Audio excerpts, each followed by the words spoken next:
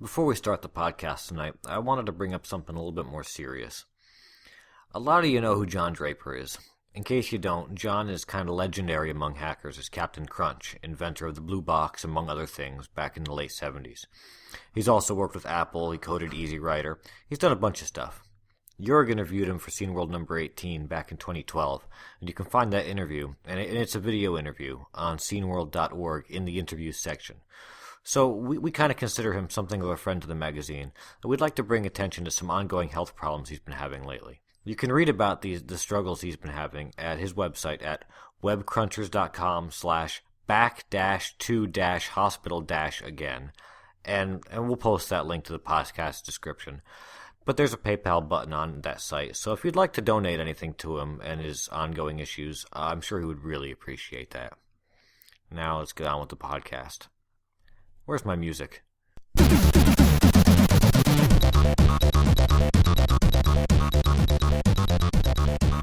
Ah, there it is. Well, we're back with another Scene World podcast. This is number 2.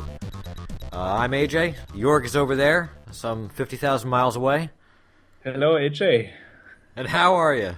I'm doing good. Thank you. Now, we're going to be talking in a minute with the guys from Cinemaware, but before we started recording, Joerg and I were talking about recognition.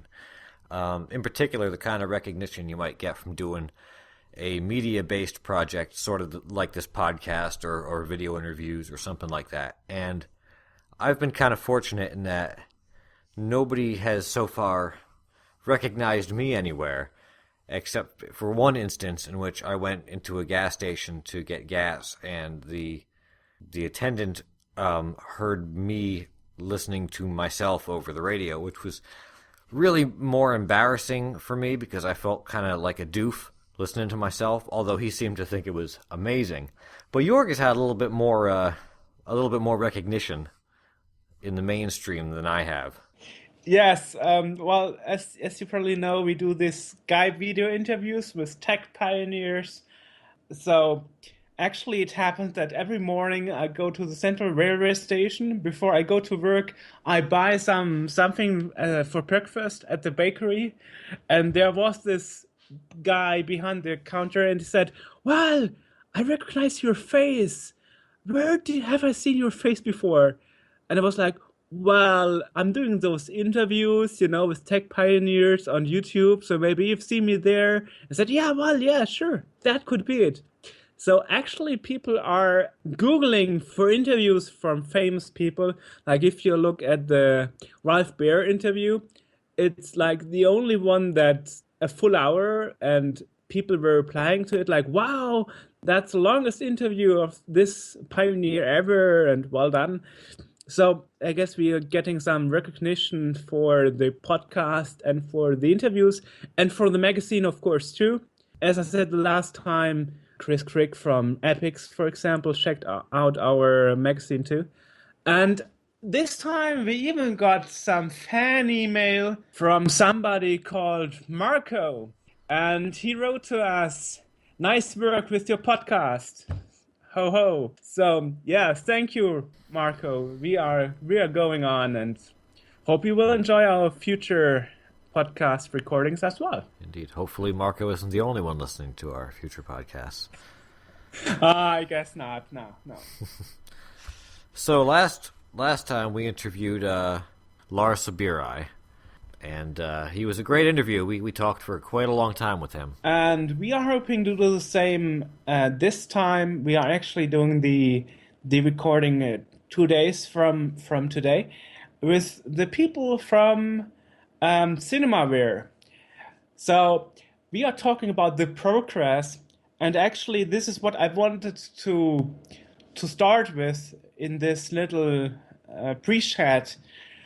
I wanted to take a look at the progress of the pioneers that we interviewed so far. And as you probably know, they made promises and announcement of what they would do in the future. So I would say, AJ, let's have a look at what they came up with. So I think since we are a Commodore magazine, let's start with Michael Tomczak.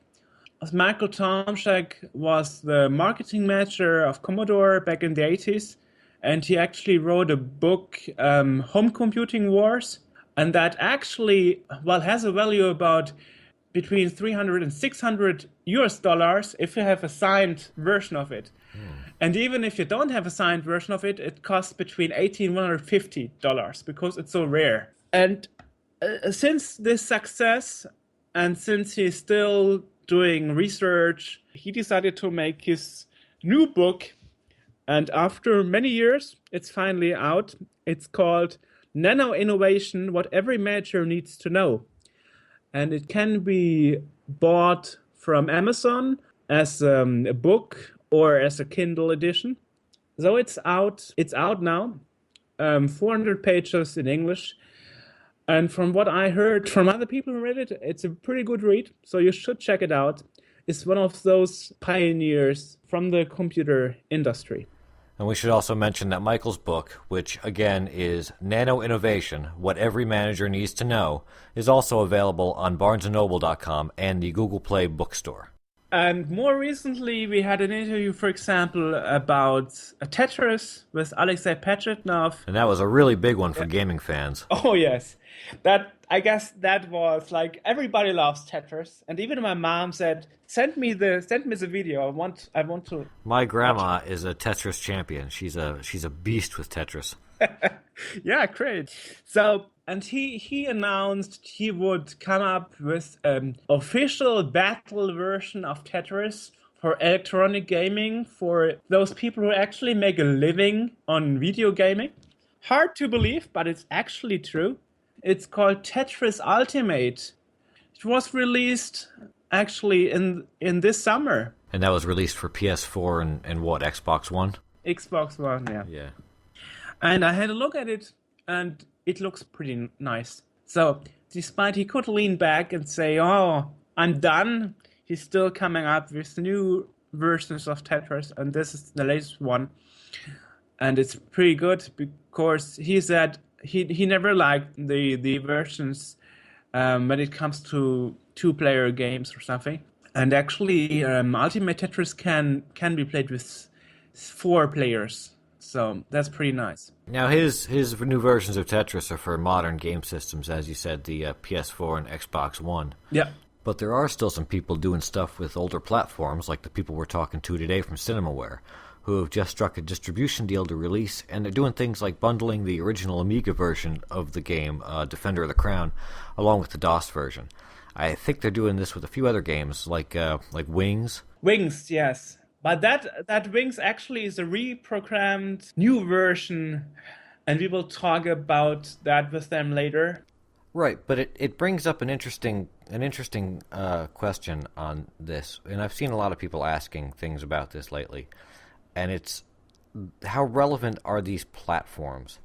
And here's how I see it, and hear me out on this. As a development platform, I don't think it's these 8-bit and 16-bit and even 32-bit in the case of some Amiga systems. I don't think they're viable to develop games on. However, they are viable in that they open up all these niches for different groups and different people to capitalize on, whether it's remastering games, as we're going to see Cinemaware does, or writing reviews, or writing articles about retro gaming.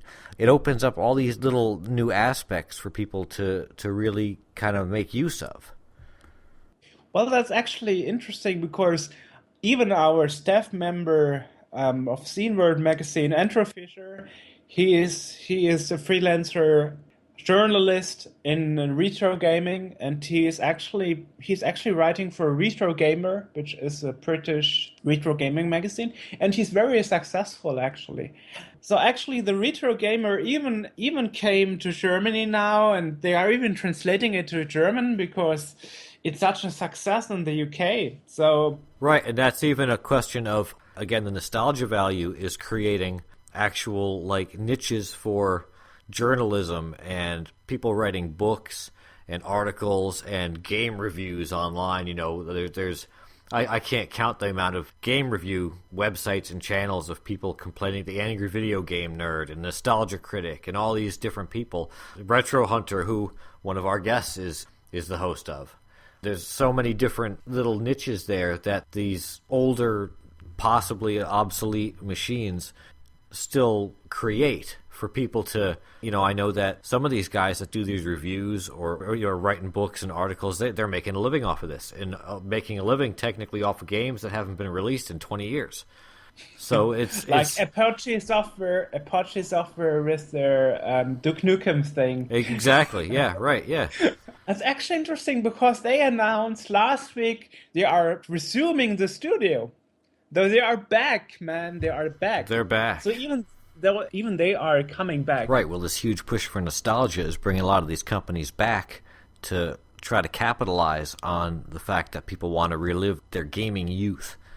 Although I kind of don't know why anyone would want to relive playing winter games, but it's causing a lot of these companies to pop back up to try to repackage or make a sequel to these classic games that people want to play again. And even some of these people and companies are going the Kickstarter route to try to raise the money to make some of these new games. Yeah, but actually, we, as you know, we had David Crane in the interview, and he said he stopped making computer games 3 years ago because he was tired of begging for money to create new or old games via Kickstarter or whatsoever. So it's actually not easy to make a living on new games, let alone the old games. So what is actually, Sven and all the other guys trying to do is making a living out of that nostalgia. And I really hope that works out because I think they deserve it.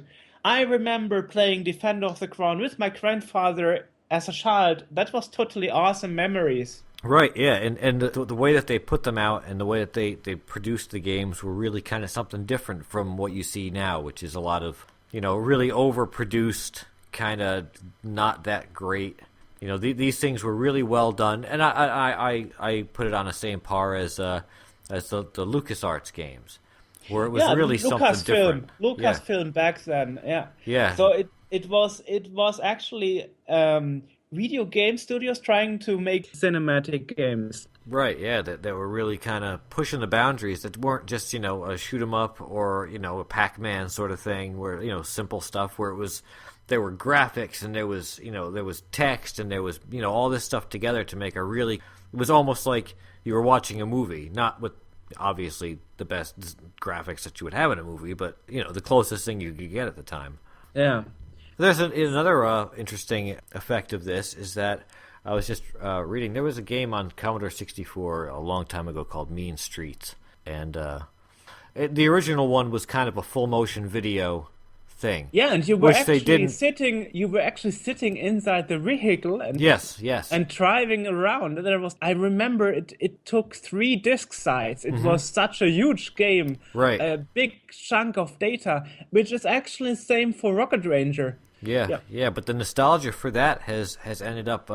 They've now produced another a 4th or a 5th sequel. I don't know which one it is, but it's amazing that this nostalgia has prompted people to kind of revisit it.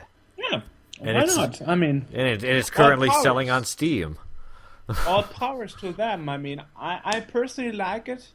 That people like Sven Vößing and even Alexei Pechetnov can make a living on retro gaming. Why not? Absolutely. All powers to them, yeah. Right. And I rather prefer people who know about it, who were back then childs creating those games, or young adults or adults, than big companies trying to squeeze money out of the nostalgia. Right, exactly. So I would rather prefer those small companies coming back from the ashes. Right, and who are doing it because they want to do it and because they like the platform and they like the style of game and they like creating games rather than they like making money, which is what a lot of companies like Nintendo, who throw these kind of mini games into their newer games, and Mario Party. Exactly, trying to cash in on the nostalgia value of their old games. Well, actually, it's interesting that Cinemaware was, for example, brought back by a Brazilian, Lars Fruken Batista. Well, let's talk to them about that, because we actually have Sven Vößing and Matt Falcus from Cinemaware. Hi, guys. Hey. I guess our first question is, you guys are involved in Cinemaware, which has been around for quite a while, since the early 80s. And how did each of you get involved? We'll ask Matt that first. Well, to be honest, I've been working in games for about 11, 12 years, and the first game I did was Defender of the Crown, the Robin Hood version of it. And we worked with the guy that runs Cinemaware, and in the past year or two, we've got together to recreate Wings, do the remastered version, and working with Sven and some other guys on it. So yeah, we've become a great little team. All right, and how about you, Sven? Yes, I was since the 80s a big fan of Cinemaware, and it was a little bit silent around the years. And as Matt said, they came back early 2003, 2000 with new games, and then was also a little bit silent. And there was some announcement made in the community board, and I ask every time, hey, what's happened now? And yeah, there will something happen. And hey, what's happened now? And what's happened now? And sometimes then I wrote later a mail and said, hey guys, what's up? What happens now? Tell me. And then the mail come back like, hey, if you want to help us. And that was around 3 years ago. And now I'm working for Cinemaware. So Matt, you were talking about the guy who actually runs Cinemaware. If I remember correctly, that's Lars Furkan Batista from Brazil, actually. That's right. Who took over after the bankruptcy from Cinemaware. Yes, that's right. Yeah, and he's in Brazil and the USA, and we have a development team in the UK and guys in Germany. So we're an international team. How do you actually organize yourself? I mean, you are spread across the world: Brazil, UK, Germany. Did you heard about the internet? Yes. What is this internet you speak of? It has no future. Forget it. Oh, okay. No, but it must be different to work remotely together than sitting in the same office. Yeah, but it's good and it's bad. It makes it really easy to talk throughout the day with each other. In our own offices, we can talk to anyone on the team through Skype and the internet. But we have our own teams which we can work with. But we do meet up. We met at Gamescom this year, and we meet whenever we can. Sven and Lars meet up. That's true. I saw Lars there, yes. Yeah. And it's interesting because I was asking him about his plans of Cinemaware, and he seemed to be pretty modest. He said, yeah, well, I hope it will work out. We will see. He seems to be that kind of guy who is more the calm kind of guy who first says, let's see before we make big assumptions. Yeah. That was actually my impression on him, that he is very, very modest and very well. He's not trying to be the big guy like He's the superhero. Yeah, he's realistic. Yeah, he's realistic. Yeah. But he has big ambitions. Sure. You know, he really wants to grow this company. Number one world. So Yeah. The company is really working with the push towards nostalgia that a lot of people are feeling these days with re-releasing these. And I know you guys just worked out a deal with GOG.com to distribute Defender of the Crown. And I think you're bundling the original Amiga version with the game? Yeah, that's right. Yeah, we've got the Amiga version and the PC DOS version. And we also just released Rocket Ranger through GOG as well. At Friday, we released Rocket Ranger there. Also, the Amiga version. Yeah. And how does that work with the Amiga version? How does, if I don't have an Amiga emulator or something, or an actual Amiga, how do I use that? Well, we developed our own emulator, so it just runs from your PC. You know, you don't need any of the software; it runs for you. That's really kind of a good way to cash in on this nostalgia thing. And what do you guys think of the really big push towards nostalgia that everyone's got now? Because there's a ton of reviewers and, you know, the retro gaming magazines and whatnot, because people really want to seem to relive this gaming childhood that they had. For me personal, it was my entrance in this business, because I think around 5 years ago I'm working in the IT business, and I made a show. Started to make a show called Retro Hunter. It's a classic gaming show. I also made an interview for Joerg, and also a special show only in English for Joerg. I made this. This was a hobby, and then some a German website, Gamers Global, came to me and said, "Hey, I want this show. Please make it for us." I said, okay. And I said, okay, hey, there is really a possibility to earn money with retro gaming. It was not much, but it was for me the entrance in this business. So I started working for an online magazine. That was my complete job. Then I get in touch with Cinemaware and other retro stuff. And you see how, wow, really, you can earn money with retro gaming if you make it good. And this is awesome. This is really awesome to have a job like this, because also retro gaming is my hobby. Okay, I don't have the webcam on right now, but you would see a room complete full of games. Also, my apartment is full of games and consoles. And this is awesome, and also the community is great. Go to so much meetings, meet other fans. Also, I met Joerg at the with the retro community. So this is really, for me, it's really awesome to see that retro gaming is such a big thing right now. Yeah, you were mentioning it, and actually, I wanted to explain to our listeners why we are getting to the second time, because usually we just interview people one time. And because I'm so famous, because it's interesting how somebody makes a hobby into, well, a work. So you're trying to make a living on it now. So, guys, if you, our listeners, if you want to have a look at his retro gaming show, the Retro Hunter, and the interview we did, it's linked on Cineworld/interviews, and there you can also see the interview we did with Sven on video. And now the question is to me, how you got into this gaming business. Well, to be honest, it's a family business. So my older brothers have been creating games since about 1983. So I grew up around that and saw lots of games from the early days that they made. And when I left university, I was going to go into another career, but I ended up working for the family business and been doing it ever since. I started off just testing games and then became a designer and a producer, and that's where I am today, really. I'm still doing it now, still running the family business with one of my brothers. It's destiny. Destiny, yeah. There's no way, no escape.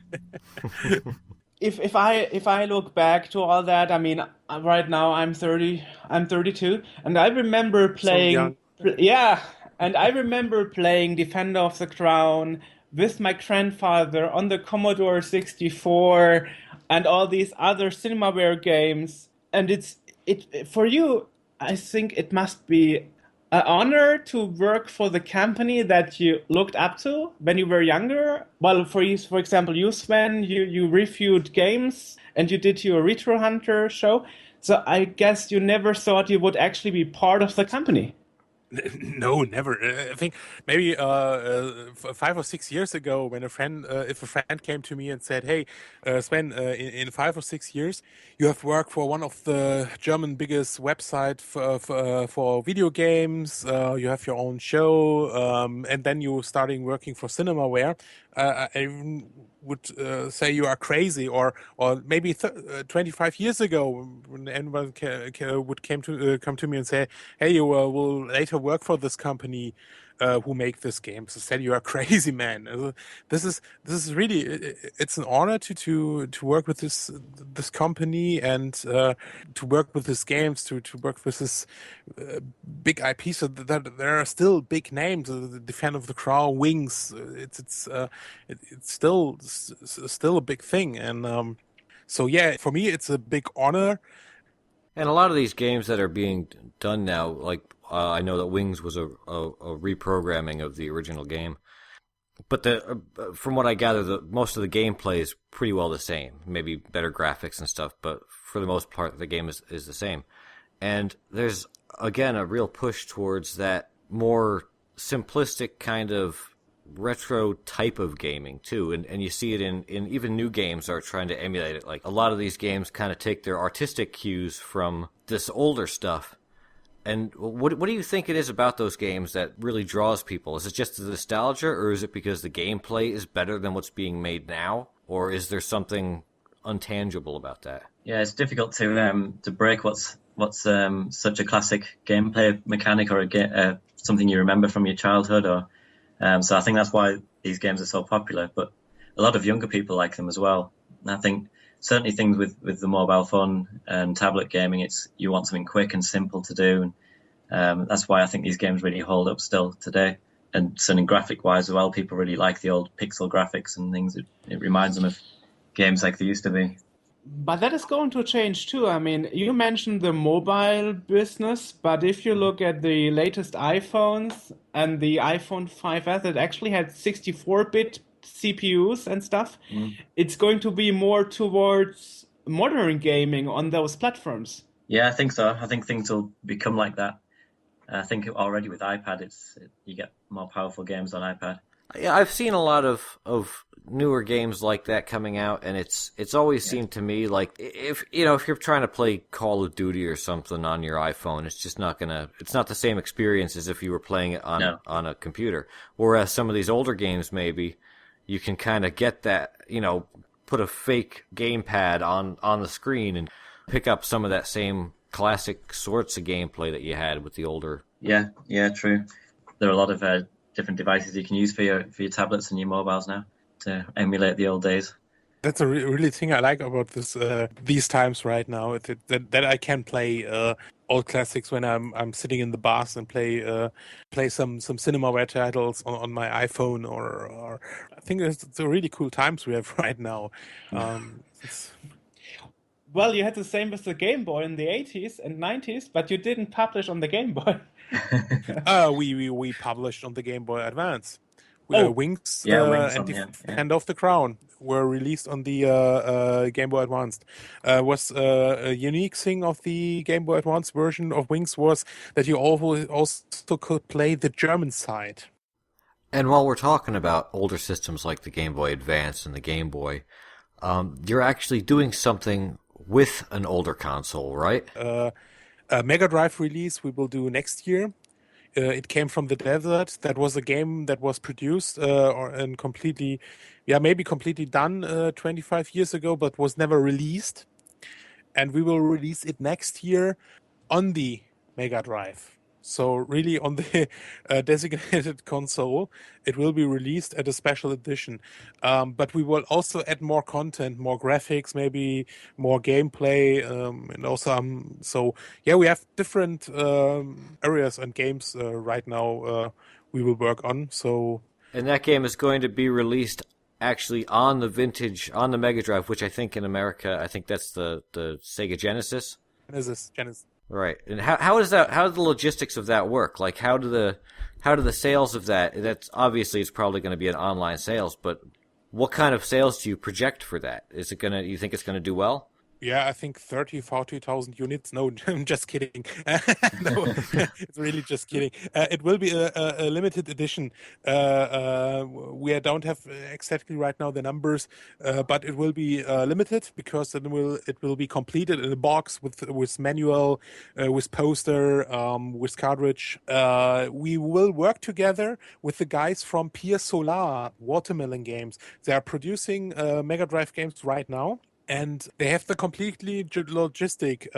They produce it, the hardware, the delivery, all the stuff, and we work together with them. So you can't expect high numbers like this. And I think it's a cool thing because we are right now the first company ever who will release an unreleased game, but on this designated hardware.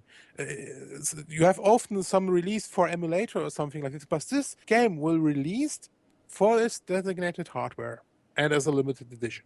That is really cool because a lot of times you'll see games that come out and as something you can download for an emulator just to try it. And well, that is why you have those games that weren't pages about all those games that were supposed to be released but Right. never made it. But there's a demo or a preview or a screenshot or something. But the difference here is with the Cinemaware title so far that you were going out with that idea through Kickstarter, actually. Not for the It Came from the Desert, but for the other actual products. Yeah, like Wings, we did it successful, and right now we are at this time we are within the campaign for Rocket Ranger Reloaded. Matt, you can tell a little bit because it's different from the remastered edition. Yeah, that's right. With Wings, we just remastered, like you said, and just recreated it as it was with better graphics and effects and things. But with Rocket Ranger, it's going to be a new game based on the original. So we're going to add new content and as well as the remastered graphics and the updated effects and all of that. But we're going to make it a really cool new game for new systems and add new areas, new features, new equipment and technology. And I think there's a lot of fans for Rocket Ranger still. It was a really popular Cinemaware game, so we can really play on what they want and what they like about it and sort of reimagine it, really. And this isn't a sequel, this is a reimagining of the original title. Yes, that's right. Yeah, it's not a sequel. It's based in the same world. It was based in the world of 1940 when the Nazis had taken over, but they had some secret lunarium, which was they were mining, I think, on the moon, and they were in league with alien fascists, and it was a really crazy story based on 1950s B movies and serials and Rocketeer and comic book series, and the original game was lots of little mini games that could battle these Nazis in the sky and in their secret bases. Tell us a bit about the problem of re-engineering, because to me you told me it was not easy to expand the It Came from the Desert game. Yeah, the problem is that we don't have the source code for It Came from the Desert from the Mega Drive. Sometimes stuff get lost, and if a game was not released 25 years ago, so it's been a problem to get the source code. And then comes the crazy guy like me and says, "Hey, I want to re-release the game," and say, "Okay." So Lars says, "Okay, no problem," and said, "Hey, but I want to put in some stuff, more stuff in there." And I said, "Okay, yeah, then." Yeah, I'm looking for was looking for a coder who really could rebuild the code, and it's a lot of work. But I found someone, he's working on it, and yes, it's a little bit difficult. But well, without code or without the source, I would imagine, and as a former coder, I can kind of appreciate that you'd have to build it from the ground up. Yeah, that's what he's doing. So that was the reason before that we said, okay, we will bring out the game, and then was the okay, yes, I can do this. I can put in more music. I can put in more cutscenes. And then he said, okay, it's possible that we make some gameplay stuff also. So yeah, it's really will be an extended cut. Are you planning to do that with any other games aside from that one? Sure. The funny thing is that we are really open to release games maybe for other systems. There was also a question, could we release a game also for Super Nintendo or something like that? Sure, we could release it for anything, but what you should also keep in mind is we are a company. So we have to earn money because Matt wants to feed his family. I want to feed myself. and so that we should keep in mind. But really, we are really open for doing other projects. So if anyone has an idea and say, "Hey, don't you want to do this or that?" we said, "Okay, come to me, talk to me, and we can discuss." That's interesting because I remember when I was interviewing David Crane, the co-founder of Activision, he said he would do new games, but he's tired of the fundraising. And I actually saw he had failed Kickstarter campaigns and so on. To be honest, we have also run with our first campaign, not Open Doors, because we made many mistakes. But that's the thing. You can start a campaign and it crash, and then say, okay, fundraising, so fuck off. or you can see what you have done wrong, what you can do better, and start it again, like we did. But fundraising is not. I think he wants. I think it's also, if you think about what people would really be willing to pay for, a lot of these games, a smaller game. I don't know what it was that he was trying to get money for, but something kind of simple or a smallish game. People don't really want to spend much money on it. They don't want to really invest in it. But something like the things that Cinemaware, I mean, the games, the scope of the games that Cinemaware puts out were pretty big and were really kind of cinematic events as far as games go. So, I mean, it's really more of a, for me personally, I'd be more interested in contributing to something like that that's going to give me some good, solid time worth of gameplay rather than another Flappy Bird or something. Yeah, well, that's the thing with Cinemaware games that everyone loved was the stories and the characters. It really drew you in, and I think that's why they still stand strong. People remember just what made them so fun to play and so involving. And that's part of the challenge we have with Rocket Rangers. What do we do to keep that feeling, but to remake it and to reimagine it, but to keep that central story and the theme of it all, and keep people engrossed? Because we have a lot of fans who really love it still, the original, and we have to keep them on board still. So, talking about contributions and teammates and so on, who have you got to work with? I know just about Sound of Games. Who else? Well, we have our team in the UK, which we have a team of about 9 people in total, which covers the board. But we've worked, like I say, since 1983 on it through various companies and created some of the early games, things like the Dizzy games and NBA Jam and Shadow Man. Yeah, lots of games over the years. And then Sven in Germany as well. We worked together with Kenneth Melville. He was one of the co-writers and music designers for Wings and other games, but he sadly passed away this year. Ooh, okay. It was really sad because we are really working really close with him, and then he passed away. And we will also work with an old member from Cinemaware together at Rocket Ranger. But we will announce this in the campaign. So right now, when the podcast is aired, hopefully the campaign is successful and still running, so you can you can see which of the members. I think that's a great thing too that Cinemaware is doing, because a lot of companies will come back in name only just for that, again, that nostalgia value. They'll bring back some old video game company and say, hey, we're putting out new games, but it's got nothing to do with the original company.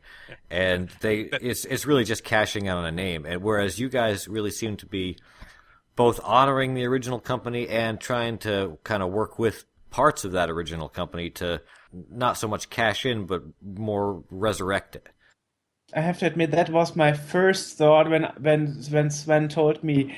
And my first thought was, does the Cinemaware have to do anything with the old guys? So I'm very happy to hear from Matt and Sven that they're actually also working together with the old staff members from Cinemaware. Yeah, and when we created Wings, we sent an early version to those guys to look at and to give their opinions on, and it really mattered to us what they felt about it. They're still involved. So we could say that the old fans of Cinemaware games are now running Cinemaware themselves with the help and expertise and opinion of the regional staff. Yeah, I'd say that's true.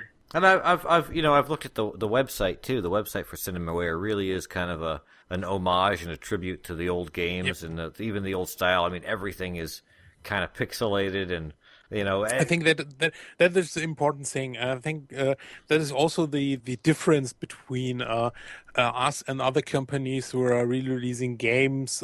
I don't even say that are all other companies, but Lars, who's running Cinemaware a long time, is a big fan of Cinemaware. I'm also a big fan, as you know. I have all those games from Cinemaware. I played them, and so it's and also Matt and the team. They're also you heard that often in this business, but we really fell in love with this company, and it's also this is our intention to recreate these games and keep up the spirit of the old games, and maybe bring them to another dimension right now. So it's not only business for us, because we also love this company and want to go on with this company. And some of these games are available again on GOG.com. And yeah, we also did Android and iOS versions of a few of the old games as well. So they're on GOG and the app stores. That's a good one, because I was going to ask if there was going to be a Mac version of anything soon. Yeah. The Mac versions of the GOG titles will be out too. Okay. And you've also got, I think Wings is available on Steam. Yeah, that's on Steam through Calypso, the publisher, and there'll be the back has got a Mac version of that as well. So we don't forget Mac. Good. That's good. That's good. We're often forgotten. And that packaging version from Wings Remastered, when is that coming out? Because I really want the boxed version. It should be out now. You can order it at Amazon, but it also should be at the normal stores here in Germany. So you get a boxed version. It's also a special version, also only for retailers. You get a postcards in there, a manual like this. Wow. Okay, I see it. Order now. Get it now. Quick. Come on, Joerg. Come. Okay, I will buy one. Yeah, sure. Yeah. Okay, I've got it. I'm your new customer now. Yeah. Sure. Yeah, good. I love you. Live in the recording, guys. Live in the recording. Yeah. So what are your future plans aside from Rocket Ranger and Wings and It Came from the Desert? But do you have are there new titles planned, or are we just kind of... Well, it's difficult to say. A lot of it rides on the Rocket Ranger campaign and what we can do with that, and how much we raise. That determines how big of a game it will be. We'd love to do more things with some of the old games and remake them, revamp them. Defender of the Crown, do a new version of that, or the German campaign for Wings, which lets you play from the German side of the war, which is a whole new aspect with all the storyline from there. You could play in the Red Baron squadron. And as well, a challenge for us is to build a new audience for Cinemaware. We have lots of fans from the original days, but there are lots of new fans there to make, lots of new people to introduce to the brand. Right, and I bet that would, expanded versions and like the new Rocket Ranger Reloaded, it would be perfect for courting new groups of people to really take notice of this. Yeah, we hope so. We hope it will stand up there with other new releases and not just be seen as a retro game, but as seen as something new as well. Also, how do you plan to do more public relation? Are you working together just with the retro scene and community, or are you also trying, or have you successfully found a cooperation with, a modern newspaper or magazine or something? It's a little bit hard, to be honest, because the good thing is we have also fans working right now for the bigger magazines, but sometimes it's also hard to get it back in their minds and said, hey, come on here, we make a test or something like this. But we also got reviews from bigger magazines, and also some of bigger Let's Players with 30,000, 40,000 fans playing, making Let's Plays of Wings. So yes, it's a little bit hard to get back in the minds of the big magazines, but also working with the retro scenes and retro magazines is really cool. They're really open for us, and yeah, we are really love to work with them together. What is your plan for the next years? I mean, what will you do to avoid that you cannot feed yourself or your family if sell games? Buy all three. Yeah, buy all three. We'll come back to your podcast every month. No, I meant as AJ said at the beginning. Now it's a hype that started like 4 or 5 years ago about this retro gaming thing. But this hypes, what if the hype stops, And as we go along, I would imagine that even some of the At some point or another, even brand new games that are being put out now will become retro. So I wonder if there's an actual like timeline when things stop being retro and stop being cool again. Yeah, when we do Wings remastered. Or like Electronic Arts repatching. There was this Command and Conquer brand for almost 20 years. And suddenly Electronic Arts decided to close down the development office and stop the gaming series. So, but Cinemaware isn't. It doesn't have a. You're not like a subsidiary of anything else. You're not like an Origin Systems that's a small part of Electronic Arts where they can just be like, you're shut down.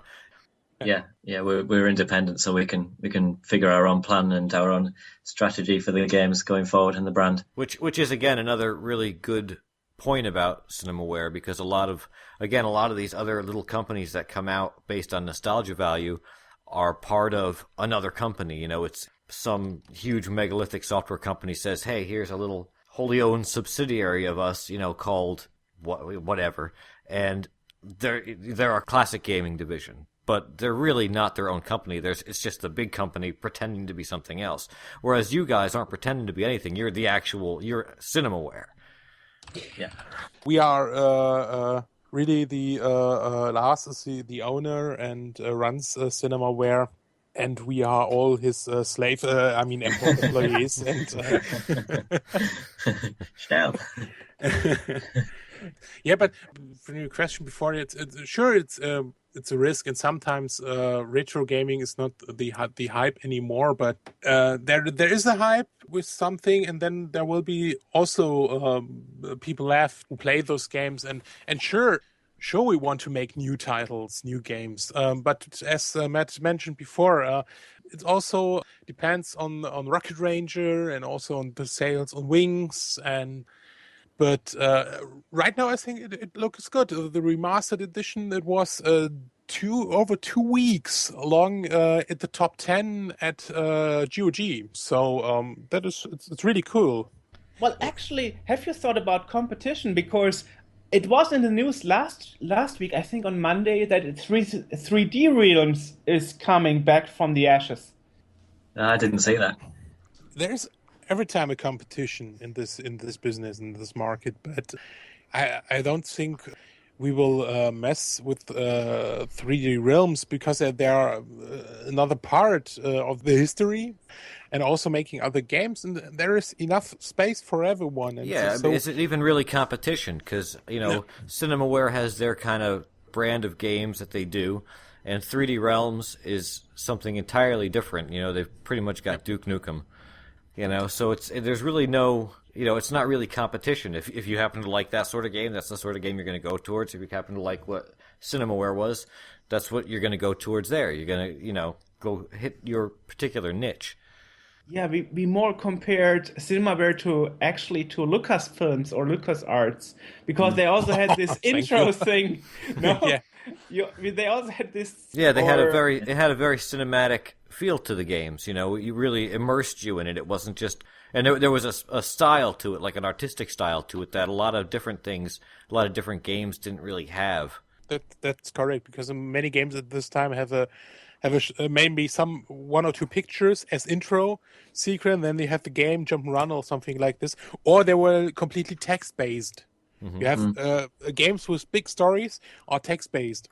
So that was very unique, that you really have cinematic storyline. And also, it's not a secret that with the TV sports series, Cinemaware also invented the entertainment part in sport games. So EA picked this successful up.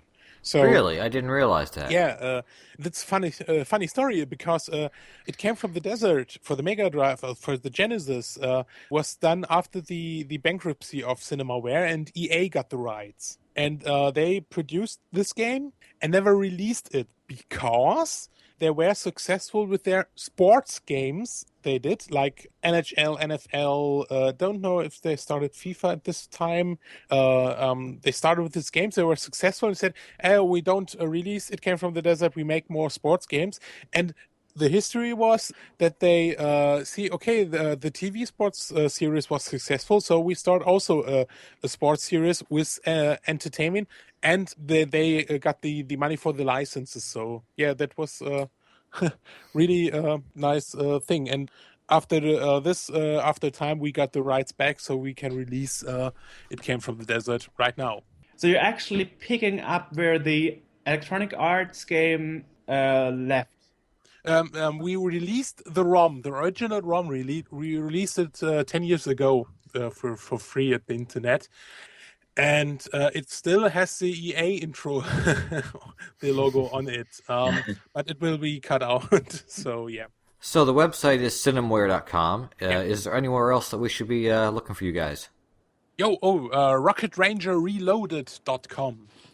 I hope you keep us updated. Sure. Definitely. Thank you very much for inviting us. Yeah. Thanks for taking the time. Yes, thank you very much. It's been a pleasure speaking with you. Definitely. You too, thank you. And once again, the website to check out is cinemaware.com, and you can check out the Kickstarter campaign for Rocket Ranger Reloaded at rocketrangerreloaded.com. You can also learn about the remastered edition of Wings at cinemawarewings.com. And we really recommend checking some of these games out, whether it's through GOG.com or the iOS App Store or Steam or wherever they're being sold, because they're great games. How about some more URLs? Sven's Retro Hunter Classic Gaming Show can be found at retro-hunter.de, and Twitter users can follow Matt at Matt_Falcus. We'll be posting these links to our podcast page so you can find them easily. As for us, check out other podcasts, video interviews, and other fun stuff at sceneworld.org. I've got a website over at justwestofhell.com, and Joerg also runs a site over at nafcom.eu. This has been the Scene World Podcast. For Joerg, I'm AJ. Thanks for listening, and we'll see you next time.